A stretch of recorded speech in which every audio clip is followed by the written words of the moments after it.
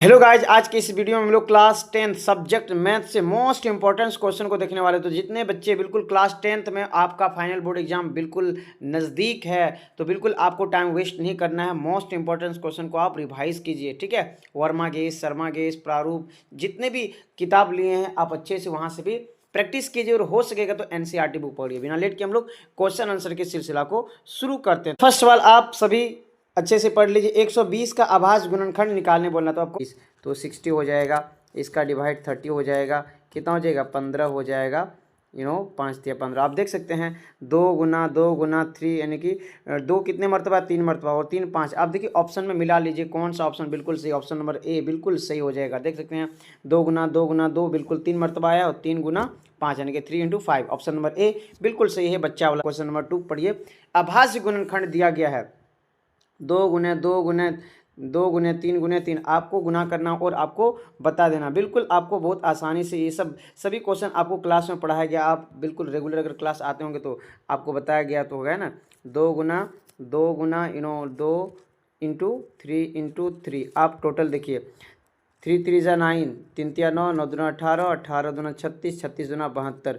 जितने बच्चों ने 72 पे टिक के बिल्कुल सही आंसर हो जाए, आपको टोटल का गुना कर देना कुल मिला करके। क्वेश्चन नंबर 3 देखिए। क्वेश्चन नंबर 3 में क्या दिया है, 6 और 20 का एलसीएम निकालना है और यहीं से आपको एचसीएफ पता कर लेना है। 6 और 20 का सबसे फर्स्ट हम लोग एलसीएम निकालेंगे। 6 का कितना हो जाएगा, 3 हो जाएगा, बिल्कुल ये 3 एकम 3 हो गया। 20 का एलसीएम निकाल लीजिए, आपको पता है 10 हो जाएगा, 10 का आधा 5 हो जाएगा, और 5 एकम 5 हो जाएगा। 2 × 3 और 20 बराबर क्या है, 20 बराबर है 2 × 2 × 5। तो दोनों में मैच हो रहा है 2 2। आप देख सकते हैं दोनों में मैच क्या हो रहा है, 2 2 हो रहा है। तो इसका एचसीएफ क्या होगा, बिल्कुल 2 हो जाएगा। ऑप्शन नंबर ए बिल्कुल सही हो जाएगा 3 का। आई होप कि सभी बच्चे बिल्कुल सही जवाब दे रहे हैं। नेक्स्ट क्वेश्चन करके दिखा देते हैं। क्वेश्चन नंबर 4 में पूछा गया है, बहुत ही आसान सवाल। एम पूर्णांक के लिए विषम संख्या का रूप क्या होगा। विषम संख्या कहने का मतलब है कि उस पर रखेंगे कोई भी संख्या तो विषम प्राप्त होगा। जैसे 2m+1, 2 कुछ भी संख्या रखो, m का मान बिल्कुल आपको विषम। जैसे 2 रखेंगे +1 तो 2 दूना 4 और कितना हो जाएगा 5। कुछ भी संख्या रखेंगे, अगर 3 रखेंगे तो 2 तिया कितना 6 +1 कितना हो जाएगा 7। तो हर मर्तबा विषम प्राप्त हो। आप लास्ट में देख लीजिए ना, विषम है तो विषम में प्राप्त होगा। ऑप्शन नंबर 4 बिल्कुल सही हो जाएगा इसका। नेक्स्ट क्वेश्चन बहुत ही मजेदार क्वेश्चन है, आपको बता देना। ये y अक्ष है, y डैश x और x डैश। कटान बिंदु को मूल बिंदु बताते हैं। कुछ इस प्रकार है, तो बताए आपको बताना है कितने बिंदु पर प्रतिच्छेद किया है।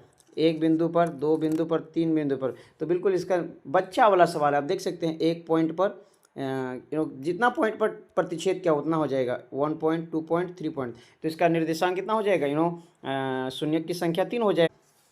नेक्स्ट बहुपद x² - 3 का क्या निकालना है, शून्यक निकालना। जी हाँ, शून्यक निकालने के लिए आपको क्या करना है, क्लास में बताया गया था। x², इसको भी स्क्वायर लाना है, तो 3 को स्क्वायर लाने के लिए हम रूट लगा देंगे, √3 का स्क्वायर।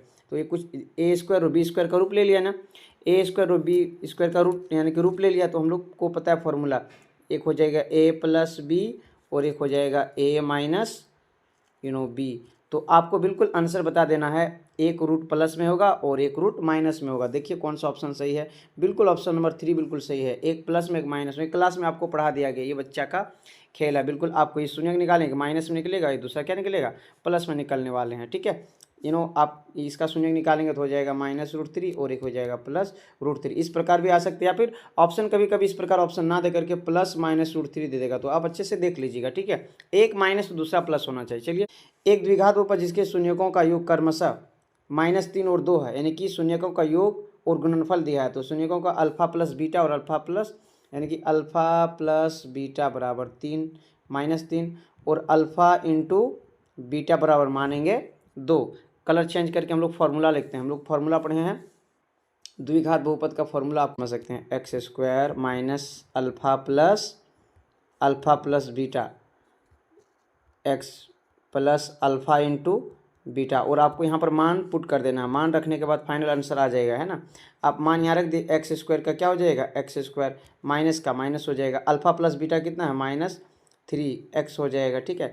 और यहाँ पर आप देख सकते हैं अल्फा इंटू बीटा कितना दिया है, 2 दिया है। तो हम लोग मल्टीप्लाई करेंगे, थोड़ा यहाँ पर आपको बना कर दिखा देते हैं। x² का देखिए, x² प्लस ये माइनस और ये माइनस क्या हो जाएगा, फाइनल जा करके वहाँ पर हो जाएगा प्लस हो जाएगा 3x +2, ये राइट आंसर हो जाएगा। देखिए ऑप्शन कौन सा ऑप्शन बिल्कुल सही हो जाएगा, ऑप्शन नंबर ए, 7 का ऑप्शन नंबर ए। जितने बच्चों ने चुने बिल्कुल आप सही जवाब दिए। अब अच्छे से प्रैक्टिस की, आराम से बना लेंगे सभी क्वेश्चन, आसान है, कोई डिफिकल्ट नहीं पूछा गया। दिया है A1 A2 is equal to B1 B2 is not equal C1 C2 दिया है। तो जब भी ए बी बराबर रहेगा और सी बराबर नहीं रहेगा, याद रखिए उसका कोई हल नहीं होता। ऑप्शन नंबर ए बिल्कुल सही है।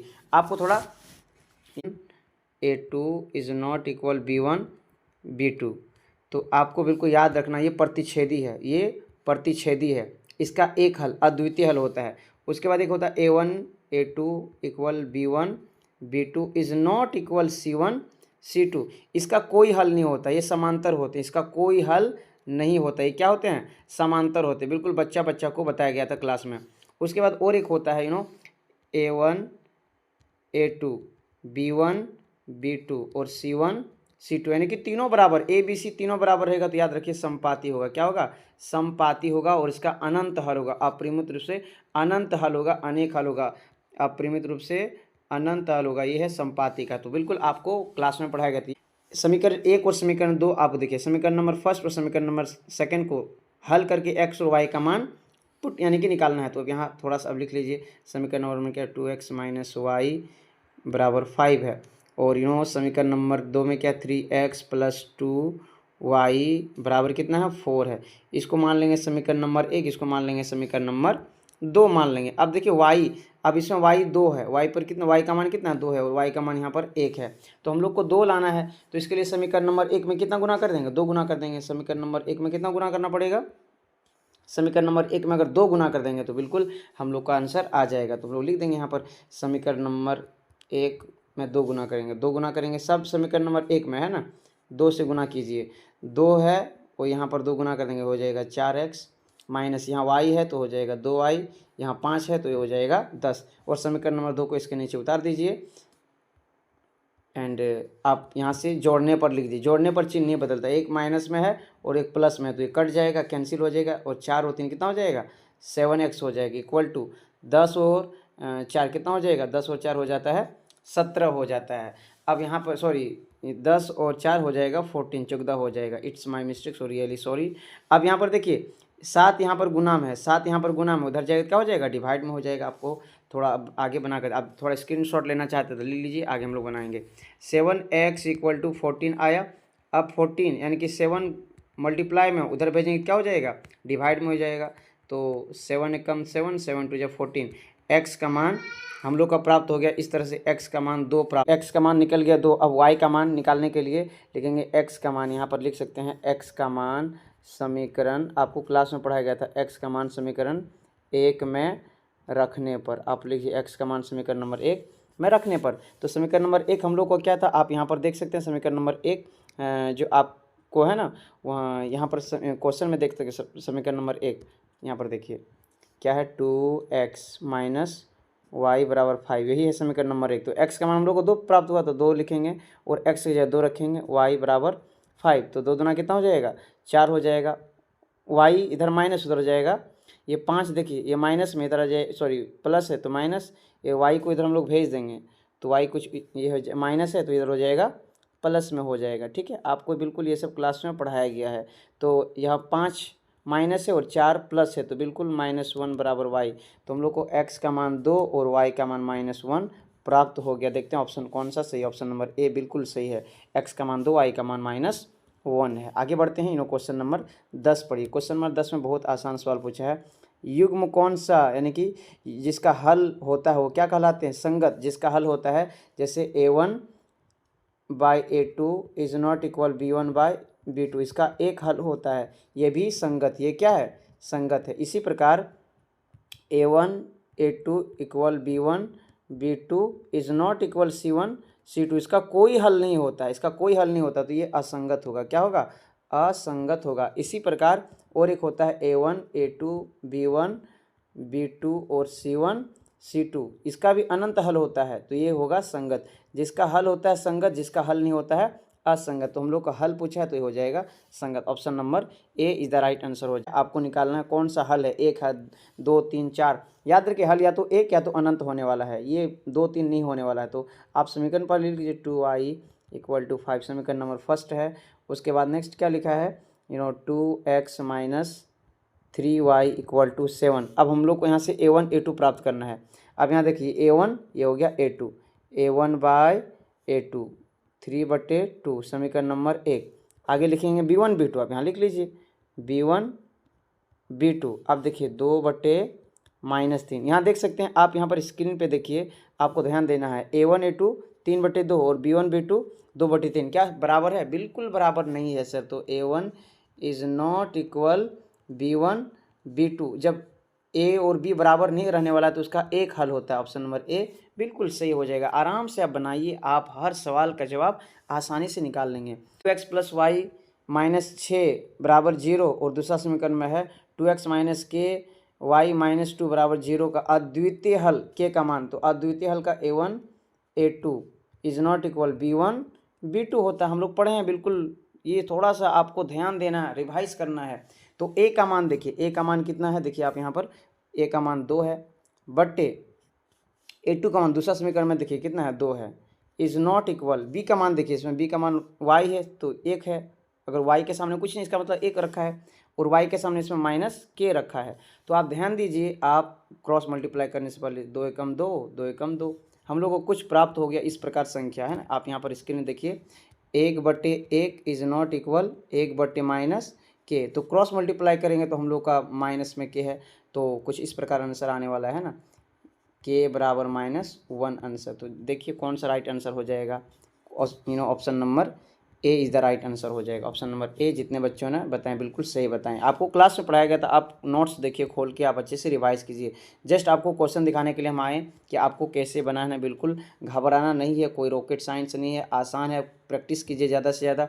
यदि रैखिक समीकरण का कोई युग्म असंगत है, याद रखिए क्या बोला? असंगत है। तो बच्चा ने गलत जवाब दिया। असंगत रहने पर आपको बता दें समांतर होगा। असंगत मतलब कोई हल नहीं, और कोई हल किसका नहीं होता है? समांतर का नहीं होता है। ए से कौन सा द्विघात समीकरण नहीं है? आप फॉर्म को हल करके सॉल्यूशन करके आप निकाल लीजिए। ऑप्शन नंबर 2 बिल्कुल इसका राइट आंसर हो जाएगा। आप निकाल लीजिएगा ना।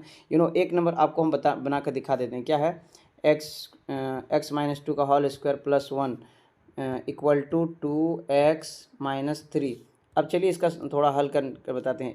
a माइनस बी का होल स्क्वायर होता है a स्क्वायर माइनस 2a। अब ये देखिए x है इंटू b, ठीक है, इंटू b है। उसके बाद प्लस 1 2x माइनस 3 है। तो बिल्कुल आप देखिए एक्स स्क्वायर, ए स्क्वायर यानी कि एक्स स्क्वायर, स्क्वायर आ गई तो बिल्कुल द्विघात समीकरण है। ये भी द्विघात समीकरण, द्विघात समीकरण ऑप्शन नंबर 2 नहीं। आप थोड़ा हल करके बना लीजिएगा। Cos x square minus 5x plus 2 बराबर 0। तो बताया गया था आपको, बिल्कुल क्लास में आज ही की क्लास में रिवाइज करवाए हैं, ठीक है। आपको बिल्कुल आसानी से इसका जवाब दे देना चाहिए। तो अब देखिए यहाँ पर ये समीकरण आपके सामने यहाँ पर लिख दिए। अब यहाँ पर देखिए a का मान कितना है? 3, b का मान कितना है बाबू? -5 है, और c का मान कितना है? 2 है। तो d बराबर क्या होता है? b स्क्वायर माइनस 4ac होता है, ये ना होता है। अब b का मान देखिए कितना है? -5 है, तो b के जगह में कितना रख देंगे?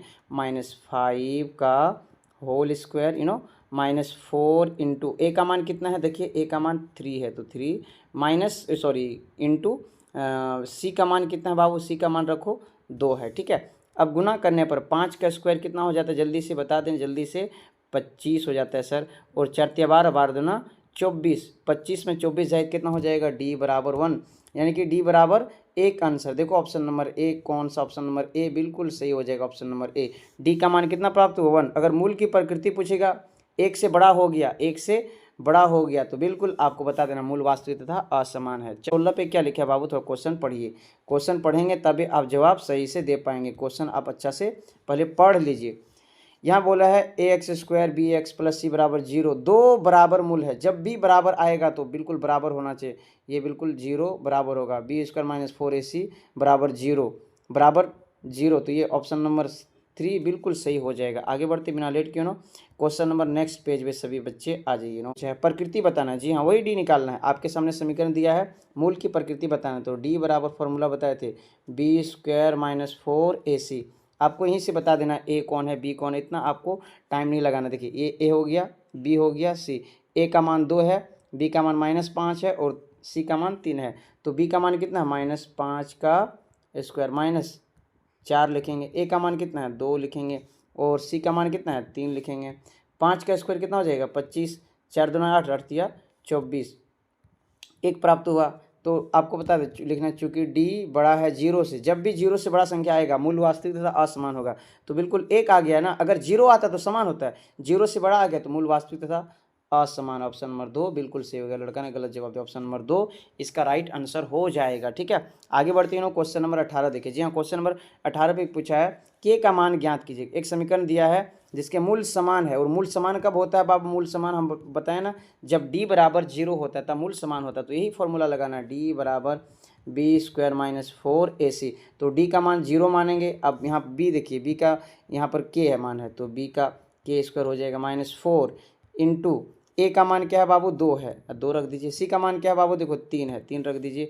अब नेक्स्ट यहाँ पर सोल्यूशन यानी कि अब 0 लिखेंगे, के का स्क्वायर हो जाएगा, 4 दूना 8, 8 तिया कितना हो जाएगा? 24। ये माइनस में है, उधर आएगा क्या होगा? इसको यानी चेंज करेंगे तो हो जाएगा प्लस, कुछ इस तरह आ जाएगा। ठीक है, थोड़ा सा अब अच्छे से बनाने का प्रयास कीजिए बाबू। 24 बराबर क्या हो जाएगा? इसको लिखते हैं के स्क्वायर। अब स्क्वायर इधर आ जाएगा तो रूट हो जाएगा, रूट 24 बराबर के। ठीक है, आगे देखिए यहाँ पर बना देते हैं, के बराबर आ गया रूट 24। 24 का एलसीएम क्या होता है बताओ? दो 24 का एलसीएम निकाल के आपको बता देना, 12 हो जाएगा, 6 हो जाएगा, 3 हो जाएगा। क्या आया आप देख सकते हैं, 2 गुने 2 इंटू 2 इंटू यहाँ पर लिख लीजिए आप फाइनल, के बराबर रूट 2 इंटू 2 इंटू 2 इंटू 3, 2 दूना 4, 4 दूना 8 तिया 24 आ गया। आप यहाँ पर देख सकते हैं आप कौन सा स्क्वायर होगा। देखिए 2 2 स्क्वायर होकर के बाहर निकल जाएगा, और बचा अंदर में कौन? 2 और 3, 2 तिया कितना होता है? 6।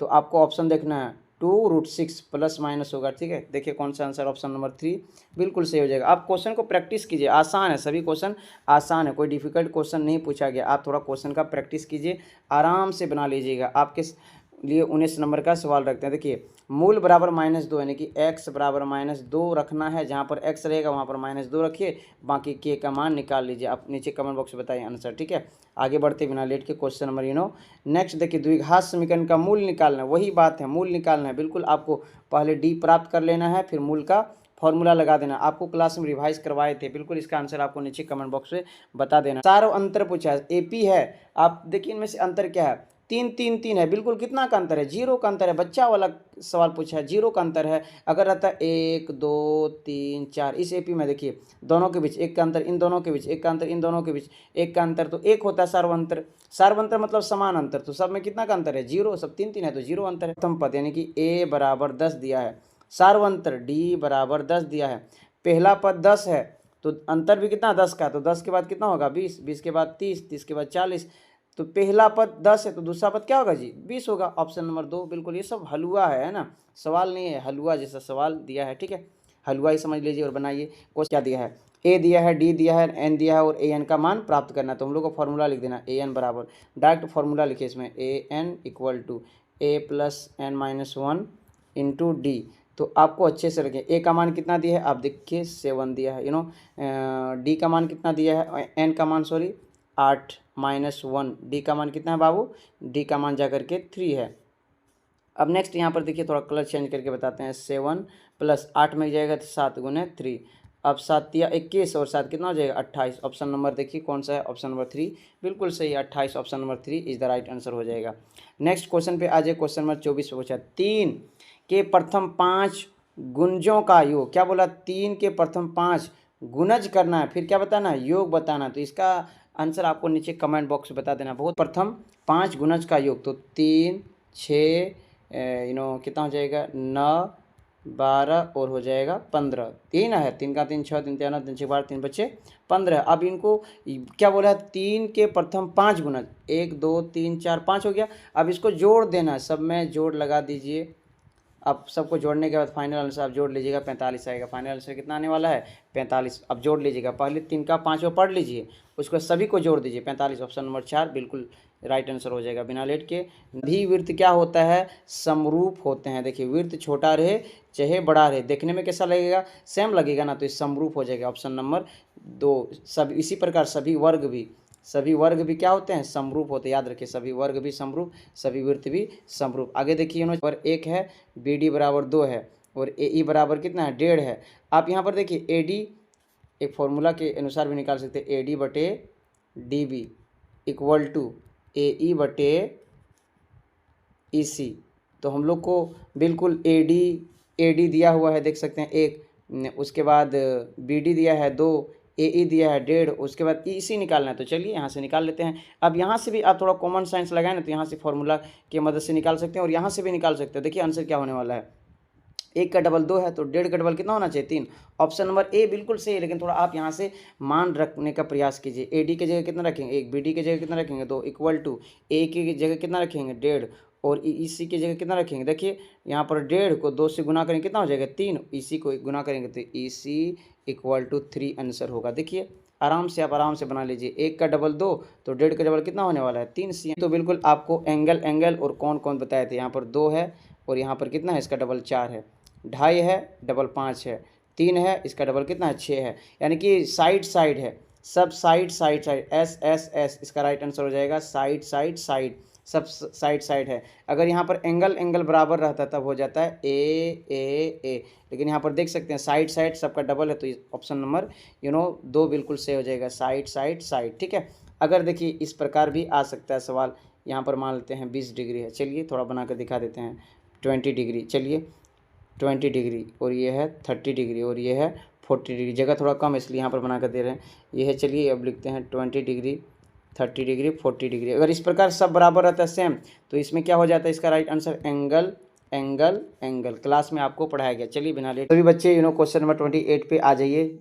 ABC और DF। तो यहाँ पर आप देख सकते हैं A के बराबर D है, जी हाँ A के बराबर D है और B के बराबर F है और C के बराबर E है। तो आपको देखना ABC और आपको यहाँ पर देख लेना है DFE, जो मिलेगा आपको आंसर वही होने वाला है। तो ऑप्शन नंबर देखिए 3 इज द राइट आंसर हो जाएगा। नेक्स्ट क्वेश्चन की ओर मूव कीजिए सभी बच्चे। क्वेश्चन नंबर 29 पे आ जाइए। क्वेश्चन नंबर 29 तो बहुत ही आसान सवाल पूछा है। देखिए 29 पे सवाल पूछा है कि 2 समरूप त्रिभुज के भुजा 4:9 है, जिसके त्रिभुज का क्षेत्रफल निकालना है। 4 का स्क्वायर 16 और 9 का स्क्वायर 81 हो गया। Option number D is the right answer. आप ट्रिक्स याद रखिए, बिल्कुल आसानी से बना लेंगे। क्वेश्चन नंबर 30 की सबसे बड़ी जीवा क्या होती है। एक वृत्त है ना, इसकी जो सबसे बड़ी जीवा होती है व्यास होती है। क्या होती है, व्यास। याद रखिए व्यास। सबसे बड़ी जो जीवा होती क्या होती है, व्यास होती है। और व्यास का आधा क्या होता है, त्रिज्या होता है। आपको क्लास में पढ़ाया गया था डी और आर बटे क्या होता है, आर इंटू 2 होता है और आर बराबर D/2 होता है। याद रखिए त्रिज्या जो होता है ना आधा होता है, व्यास का क्या होता है, आधा होता है। तो वृत्त में बिल्कुल सबसे बड़ा व्यास होता है, याद रखिए। ठीक है, क्वेश्चन नंबर नेक्स्ट पे आ जाइए। जो बिल्कुल जो मिलता जुलता क्वेश्चन उसको आपको अच्छे से बना लेना है। नेक्स्ट क्वेश्चन की ओर बिना लेट के हम लोग मूव करते हैं। एक वृत्त की कितनी स्पर्श रेखाएं हो सकती है। ये क्या सवाल देखिए, पहले पढ़िए। एक वृत्त की कितनी स्पर्श रेखाएं हो सकती है, अपरिमित रूप से अनेक। ही बिल्कुल गड़बड़ जवाब दिया लड़का ने। एक वृत्त है तो जितना पॉइंट पर है ना, हर एक पॉइंट पर एक स्पर्श रेखा खींच सकते हैं। एक वृत्त पर अनंत स्पर्श रेखाएं खींच सकते हैं, अनेक खींच सकते हैं। ठीक है, ऑप्शन नंबर 4 बिल्कुल सही हो जाएगा। बिना लेट के क्वेश्चन नंबर नेक्स्ट पे आ जाए। क्वेश्चन नंबर 35 पे देखिए क्या दिया है। एक वृत्त दिया है, ठीक है। इसके बाद यहाँ पर एक त्रिभुज बना दिया है। OP का मान यानी कि ये है O और ये है P, इसका 5 है। उसके बाद PA का मान, यहाँ A और P है, इसका मान 3 है। आपको निकालना OA का मान, क्वेश्चन मार्क। तो OA बराबर आपको रूट अंडर फॉर्मूला बता दें। ये तो कर्ण है, पता है, तो कर्ण है तो आपको लगा देना है OP का स्क्वायर माइनस PA का स्क्वायर, फॉर्मूला लगा देना आपको। ठीक है, क्लास में पढ़ाया गया था। अब OP का स्क्वायर यानी कि 5 का स्क्वायर माइनस AP का स्क्वायर कितना है, देखिए AP कितना है 3 है, तो 3 का स्क्वायर हो जाएगा। रूट लगाएंगे, 5 का स्क्वायर 25 हो जाएगा, 3 का स्क्वायर 9 हो जाएगा। माइनस करेंगे तो 16 प्राप्त होगा। रूट अंडर 16, इसका वर्ग कितना होता है, 4 होता है। 16 का रूट कितना होता है, 16 का रूट 4 होता है। ऑप्शन नंबर कौन सा, देखिए 4 है, बिल्कुल option number 2 is the right answer हो जाएगा। आप अच्छे से पढ़िए, पाइथागोरस प्रमेय लगा करके आसानी से सवाल बना लेंगे। नेक्स्ट क्वेश्चन की ओर बिना लेट के मूव करते हैं। ठीक है, वीडियो बहुत ज़्यादा लॉन्ग है तो कुछ क्वेश्चन को स्किप भी हम कर सकते हैं। ठीक है, वीडियो क्योंकि बहुत ही ज़्यादा लॉन्ग हो गया। थीटा आर के त्रिज्यखंड का क्षेत्रफल, तो याद रखिए थीटा बटे 360 into pi r square. Option खोजिए, क्षेत्रफल पूछा है। तो देखिए ऑप्शन नंबर ए गलत है, 360 है, 2 पाई आर है, 6 पाई आर बिल्कुल गलत है। ऑप्शन नंबर बचा क्या, 2 इज द राइट आंसर। या तो पाई पहले दिया रहेगा, ठीक है, पाई पहले कर सकता है, तो पाई आर स्क्वायर थीटा बटे 360 is the right answer. Next आज के लिए वीडियो को एंड करते हैं, मिलते हैं नेक्स्ट वीडियो में नेक्स्ट क्वेश्चन नेक्स्ट सेट के साथ। तब तक के लिए पढ़ती और खूब आगे बढ़िए। मोस्ट इंपॉर्टेंट क्वेश्चन के आपके लिए लेकर आ रहे हैं कल। तो बिल्कुल आप कल के लिए वेट कीजिए वीडियो को। तब तक के लिए अगर आप इस वीडियो को अभी तक लाइक नहीं किया तो लाइक कीजिए, अपने फ्रेंड्स के साथ शेयर कीजिए। चलिए वीडियो को एंड करते हैं, मिलते हैं नेक्स्ट क्लास में।